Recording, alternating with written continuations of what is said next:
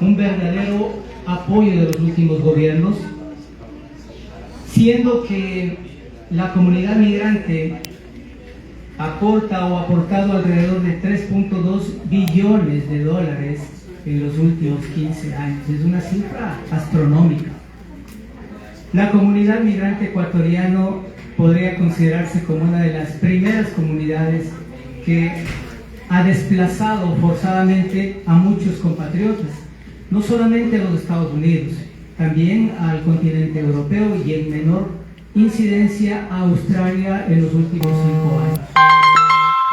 Aportamos con el 6% al Producto Interno Bruto con nuestras remesas, que es una cantidad impresionante, y hasta el año 2025 han salido del país alrededor de 2.5 millones de ecuatorianos. Entonces es una cifra importante, tomando en cuenta que el último censo nacional determinaba que teníamos al año 2022, en la última actualización, 14.7 millones de habitantes. Entonces es un país pequeño, y al tener desplazado 2.5 millones de migrantes es una cifra realmente grande. Por eso es que las remesas que muchos de ustedes, queridos compatriotas y queridos migrantes también que están asentados aquí a otros países, es un aporte importante de inyección económica que dinamiza las economías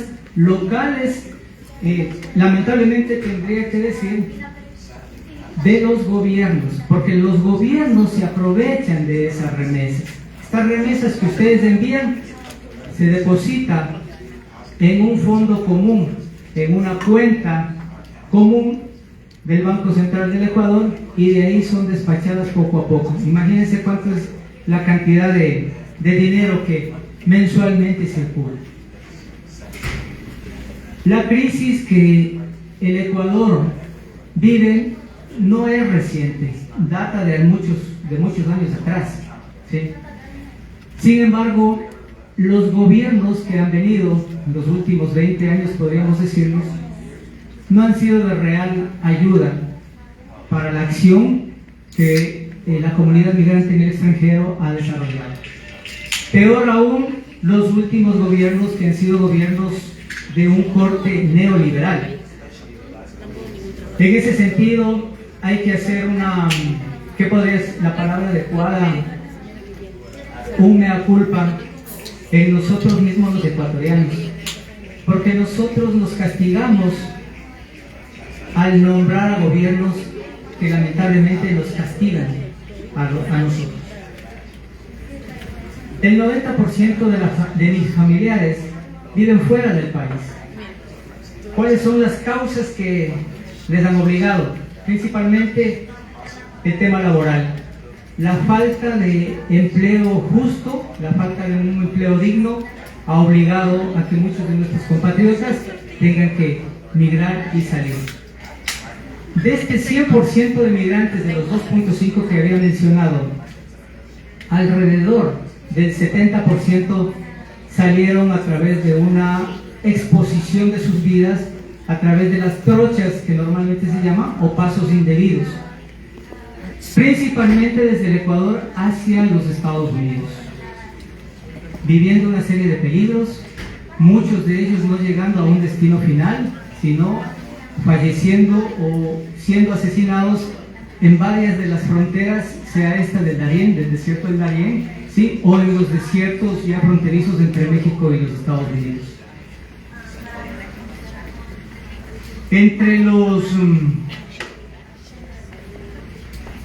Entre las provincias, podríamos decir, de las 24 provincias que conforman el Ecuador, hay provincias que se destacan con impulsar, llamémoslo así, estas corrientes migratorias, que son las provincias de la Suay, la provincia del Cañar, ahora la provincia del Chimborazo también se encuentra en un tercer lugar. Y hay dos provincias que ustedes dirían, pero ¿qué pasa con ellas, no? Que es la provincia de Guayas y Pichincha. Hay particularidad en estas dos últimas, porque estas dos últimas acceden principalmente a los Estados Unidos a través de visas de turismo y luego no retornan. buscan un bienestar, han aportado a la economía de países como en este caso los Estados Unidos. Sin embargo, de eso han perdido su libertad, y eso ustedes lo conocen. Cuando yo visito a mis familiares, ellos casi no tienen mucho tiempo de poder disfrutar y de poder salir con nosotros, porque tienen 2 o 3 empleos. Ahora se ven con los sueldos reducidos, sin embargo de eso generan mucho, o tratan de alguna manera pues estar con aquellos que les visitan. En el caso de un ejemplo que yo les estoy dando, como el mío. A esto hay que agregarle que hay unas consecuencias psicosociales en el tema de deportación. Hay alrededor de un 68% de trastorno de estrés postraumático, tenemos un 54% de una depresión mayor y alrededor de un 42% de ansiedad generalizada. ¿Producido por qué? Por estas causas que les decía, principalmente por la presión del trabajo. La soledad también, muchos de los ciudadanos migrantes sin hogar o con hogares totalmente rotos, sufren este tipo de situaciones que tal vez no se las ve o no se las dice. Hay que tomar en cuenta también la influencia de los medios de comunicación, porque en los países de destino, una es la noticia que nosotros daremos, y en los países de acogida es otra la realidad en la que viven. En este caso, como un país de acogida, los Estados Unidos, ¿verdad? En el Ecuador, hay que decir, como en todos los países de acogida y de residencia también, hay dos fuerzas, ¿no? Hay una de aquellos migrantes que han salido y han abandonado el país y que se han organizado, como en el caso de acá, en Estados Unidos y en Nueva York, tienen sus organizaciones. Pero también tenemos nosotros migración. La mayor cantidad de migración es migración latina, ciudadanos colombianos principalmente. Tenemos nosotros una tasa alta de refugiados colombianos y también tenemos una tasa altísima, podemos decir, de ciudadanos venezolanos que conviven con nosotros. Alrededor de 420,000 ciudadanos venezolanos estuvieron hasta el año 2024. En el año 2025 hubo un desplazamiento grande de ciudadanos venezolanos y no tenemos una cifra actual. Ministerios como el de Relaciones Exteriores no nos han podido emitir las cifras actuales. Cuando ustedes entran a la página a tratar de buscar data o información, no existen estadísticas, por lo tanto nos ciegan y no nos permiten ver y saber realidades en la migración tanto de llegada como de salida.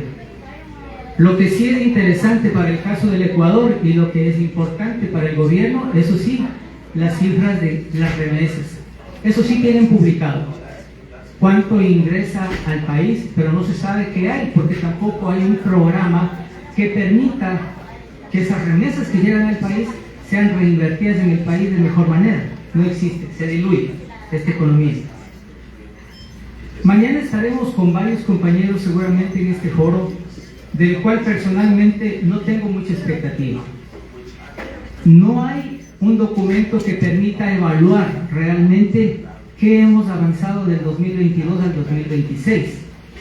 Y con la situación precaria que ahora viven muchos y vivimos muchos países respecto al movimiento migratorio, no vemos mucha expectativa. El actual presidente de los Estados Unidos, Donald Trump, ha amenazado con cortar incluso los fondos de Naciones Unidas, y eso significa que organismos como este tendrán menor poder y menor influencia para tratar de hacer cumplir esas promesas que llevaremos durante estos nuevos 5 días.